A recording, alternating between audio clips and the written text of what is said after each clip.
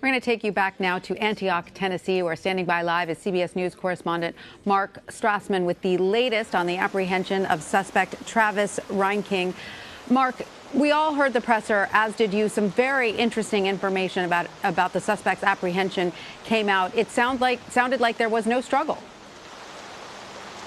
It doesn't sound like there's any struggle at all. It sounds like these guys were getting tips, and finally one of the tips hit pay dirt. The tip came in about a guy who matched Reinking's description, walking in the woods behind the apartment complex where he lived. The Nashville police dispatched a search team into the woods. They fanned out. One of the detectives saw a path in the woods. He followed the path, and suddenly there in front of him was a guy in a red shirt, blue jeans, which was what Reinking's description was on the tip call. Reinking turned around. The detective recognized him as being Reinking, and then the detective drew his weapon, told him to get down on the ground. He did, and they put the handcuffs on him, and that was that. On Reinking's back was a backpack, and in that backpack was a .45 caliber handgun, some ammunition, and a flashlight. Reinking made no statement. He did not put up any kind of a struggle at all.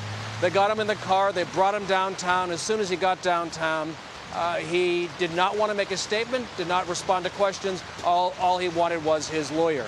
So now he'll begin the business of being processed for separate first-degree murder charges, and a very relieved city, I got to tell you. We've seen some school buses go by here in the last 5 minutes, and in particular, schools in Nashville, all schools obviously on edge these days, but in particular with a guy on the loose, they are hugely relieved that this nightmare for the city is over. And Mark, he was armed when detectives apprehended him. Do we have more details on the weapon and whether it was loaded?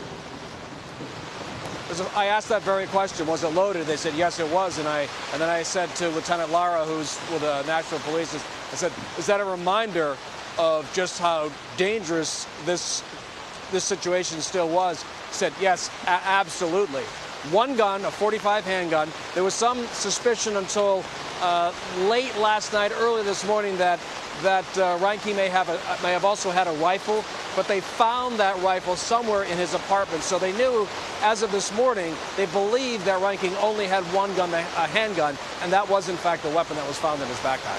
And the officials did say he was found with ID, Colorado state ID. I'm a little confused because I thought he was from Illinois.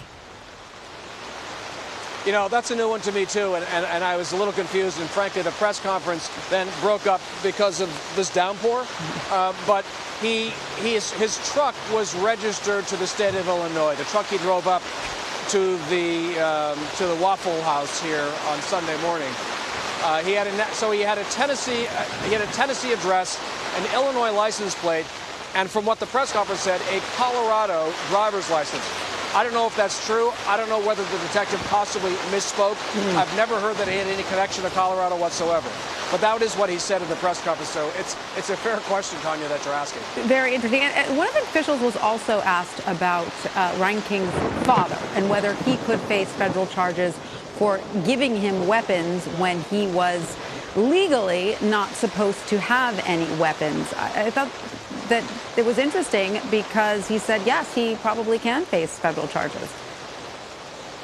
Yeah, in fact, when I asked the ATF that very question, the ATF was essentially saying, yes, he could potentially face charges. I said, so is the father under investigation? He said, he is under investigation like a lot of folks. I said, could he potentially face gun charges? He said, yes, he could potentially face gun charges. Remember, the situation was that sheriff's deputies in Illinois had gone to the family's construction business and to ask Reinking to voluntarily surrender his weapons. He did.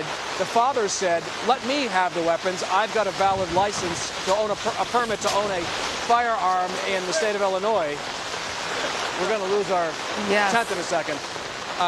And then he said, let me have custody of the weapons. And the detective said, fine, we'll let you do that, but you have to promise not to give them to your son. He said, I'll do that. Right. But apparently he did give them to his son because it was that same AR-15 that was used in the homicide behind it. Mark, thank you so much for sticking with us through that downpour. That's the kind of downpour that law enforcement was facing last night. Is that right?